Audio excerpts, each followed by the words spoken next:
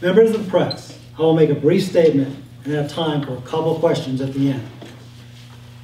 The Earth is less than 10,000 years old. It was created purposefully, right along with all of its inhabitants. It is a commonly held theory that the Earth is billions of years old, that all life on Earth formed from a simple, single-celled organism that was created from inorganic materials in the most inhospitable of conditions. Evolution is the only scientific theory taught in our public education system. The idea of created order has been pushed aside by a very powerful religion. Today, we have the scientific facts that evolution is not possible. We have clear evidence, supported by science, that life is only possible by created order. We will share these facts with you, the press, and the scientific community in multiple presentations over the next several weeks. We will share recent discoveries from microbiology, chemistry, geology, physics, and many other disciplines that show that the Earth is young. We will show that what we currently refer to as dinosaurs coexisted with humans. The geological features that we once thought took millions of years to form can and do form in just hours. From chemistry, we will see that inorganic elements do not create organic compounds under any conditions. From recent discoveries in microbiology, we will show that organisms do not create increasingly complex organisms. DNA, the building blocks of life, are not possible by random chance. The evidence for created order is mounting, and it's unraveling the theory of evolution. We realize the great controversy that will ensue as these facts unfold. There are many folks in the scientific community and the religious community that have a vested interest in the evolutionist theory. But as we present these facts, it'll be clear that the assumptions that evolution is based on are false. The combination of these assumptions being true, well, that required exceptional faith. So as we present our material, we have no doubt that feathers will be ruffled as far away as the Galapagos Islands.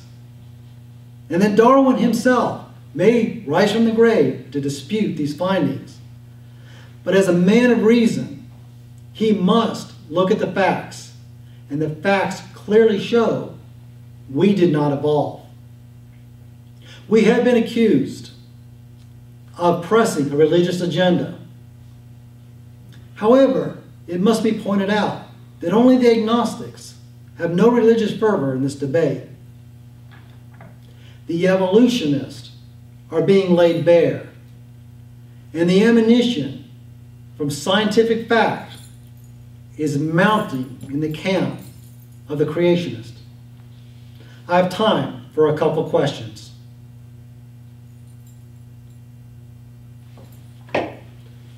From the AP. Frank, how can you possibly spew this nonsense that's been disputed by dozens of other religions worldwide, hundreds of years of claims of the apocalypse is near, and cult leaders throughout history claiming themselves to be the Messiah? How do you defend yourself in an environment like that? Well, we are not defending a particular religion or a particular viewpoint. What we are doing, we are a scientific organization, and we have looked at multiple peer-reviewed studies from multiple disciplines that clearly show the assumptions that evolution is based on cannot be true. And when we knock out all the ways under the evolutionist theory, the theory itself falls apart. And simply by the simple principle of Occam's razor, if evolution is not possible, if we are not an accident, then we must have been purposefully created. And we believe our findings will show that clearly. Don't you think that's kind of a leap to go from not random to purpose? Isn't there a lot of other steps between random and purpose? I will leave that to the press and the other scientific communities to draw their own conclusions. But again, the purpose of our presentations will be to clearly show the assumptions that evolution is based on are false. From Ms. Reuters. Frank, we would like to know what the National Institute of Earth Studies viewpoint is on cloning. We will not be addressing cloning in these conferences. It is a very important subject, and we will discuss it.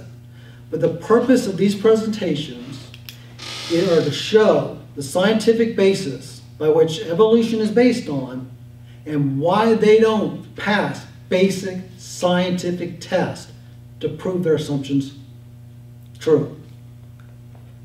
One more question, and then I have to conclude. You said that you were sure that we haven't evolved. What scientific basis do you have to justify that statement? As one that I stated, from chemistry, we know for a fact that organic elements do not form from inorganic elements under any conditions. It can't be done. We know from microbiology, a recent discovery in the last decade or so, been peer-reviewed multiple times. Simple organic elements do not form more complex organic elements. We know the opposite is true, but we know that simple organic elements do not form increasingly complex organisms, which would be necessary for evolution to be possible. There'll be many other facts, scientific facts, revealed in these conferences that will show this clear. We welcome the press and the scientific community at our next event. Mr. Brammer, one more question. Yes.